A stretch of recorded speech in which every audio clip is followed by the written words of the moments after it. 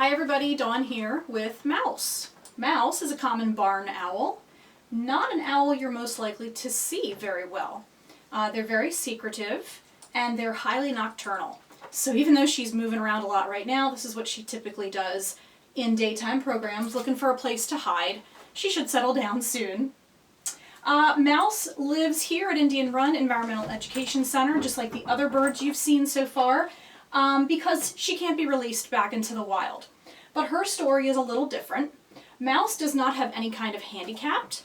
She was born to non-releasable parents at Great Valley Nature Center when it was in business. And the Game Commission did not release Mouse into the wild because they were not sure of the genetics of the parents. So she is considered an imprint. She's lived in captivity for about 11 or 12 years with humans feeding her, and I do not have the authority to release her. So she's a pretty good education bird, one of my favorite birds, owl-wise.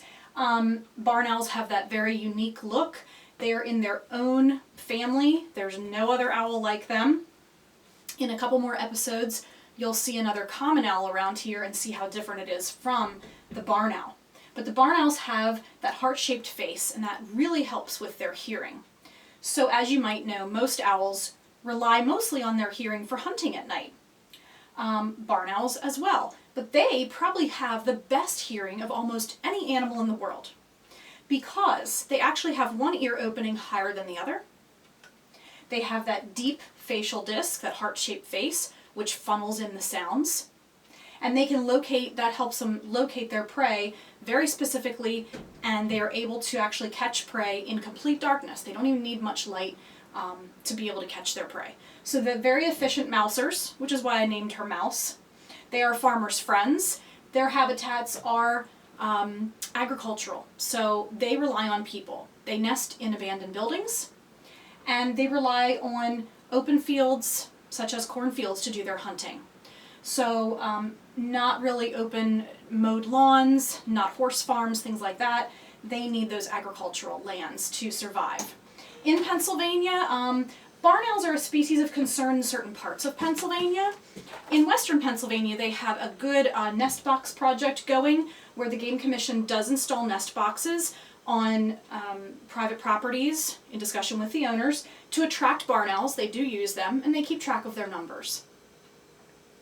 So besides Mouse's hearing, her eyesight's pretty good, as is all owls, and her coloration is really extraordinary. Like I said, they nest in abandoned buildings, so unlike other owls we see in Pennsylvania that are dark and they look like the color of the tree bark, the barn owls have that color of wood, because that's where they'd be living. And of course she catches and kills her food with the strong feet and the hooked talons. Over here. You can see her wingspan. Since they fly over open fields to hunt, they have very long wings, but a short tail. So they're pretty good at perching, waiting for their food, and then they'll swoop down over it and catch it silently, may I add. All owls fly very silently due to the way their feathers are made.